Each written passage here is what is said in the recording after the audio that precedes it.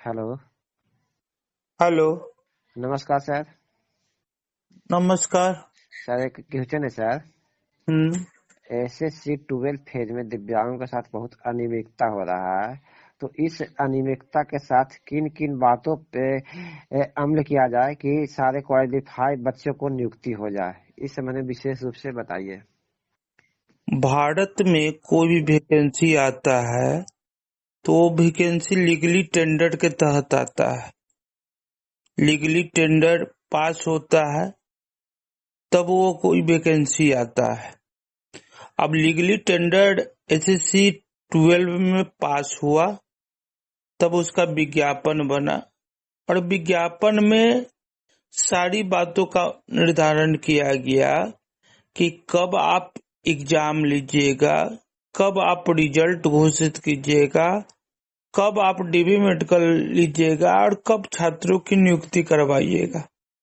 ये सारा चीज और कितना प्रतिशत आप आरक्षण या आरक्षण के क्राइटेरिया को कैसे आप पालन कीजिएगा, सारा चीज आप जो निकलता है विज्ञापन उसमें आपने दिया, उसको पढ़ा लोग और पढ़ने के बाद छात्रों को लगा कि वो उसमें आवेदन करे और वो उसकी योग्यता को पास करे और नौकरी को पाए, तो छात्रों ने सहभागिता उसमें निभाई।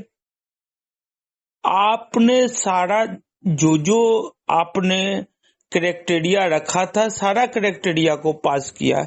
जैसे आपने विज्ञापन में जो शर्त रखा था सारे शर्त को पास किया। आपने शर्त रखा था रिटन एग्जाम का रिटन एग्जाम पास कर लिया, ओरल का ओरल एग्जाम पास कर लिया। लेकिन एसएससी का जो व्यवहार है 12 फेज का वो काफी दोषपूर्ण है और ये लीगली व्यू से ठीक नहीं है। इसलिए लीगली व्यू से ठीक नहीं है कि आपने विज्ञापन का पालन नहीं किया, आपने आरक्षण का पालन नहीं किया। आरक्षण का पालन इसलिए कि कुल सीट का 4% जितना सीट होता है उस सीट में भी 20 सीट कम है, तो यहाँ पर आरक्षण का भी हनन हुआ है और वैसे व्यक्तियों के साथ आरक्षण का हनन हुआ है जिसे नौकरी की सबसे अधिक आवश्यकता है। क्वालिफाइंग मार्क्स भी आपने घोषित नहीं किया।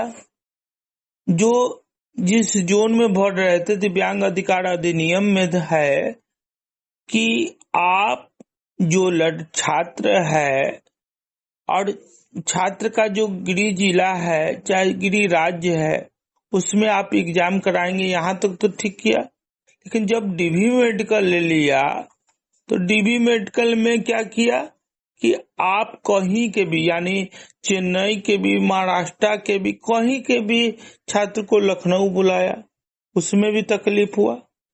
फिर भी लोग नौकरी पाने की आस में सभी जगह गए और सभी आवेदन किया, लेकिन उसके बाद भी जो ढिलमुल रवैया है एसएससी 12 फेज का ये काफी निंदनीय है और गलत है। इसलिए गलत है कि आप 13वां फेज जो आया है उसका रिजल्ट घोषित कर दिए हैं और 12वां फेज का लड़का का डीबी मेडिकल सारा कुछ हो गया है, डॉक्यूमेंट वेरिफिकेशन सारा कुछ हो गया है और ज्वाइनिंग लेटर का इंतजार कर रहा है तो उसको ज्वाइनिंग लेटर आ नहीं रहा है। क्वालिफाइंग मार्क्स आपने घोषित नहीं किया है।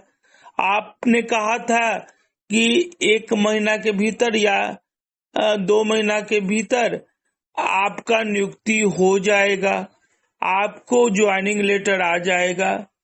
तो कहीं न कहीं देश की प्रतिभा राज्य के प्रतिभा को खुलेआम छला जा रहा है और उनकी प्रतिभा को अनदेखी किया जा रहा है। जो दिव्यांग अधिकार अधिनियम 2016 जब बना था करोड़ों रुपया में, तो उसमें स्पष्ट रूप से लिखा हुआ है कि योग्यता और क्षमता के आधार पर लड़कों की नियुक्ति होगी। अगर उसमें किसी प्रकार की अनियमितता हुई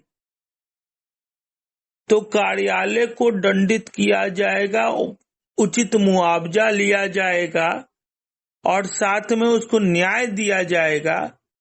और यही प्रमुख विशेषता है दिव्यांग अधिकार अधिनियम 2016 का।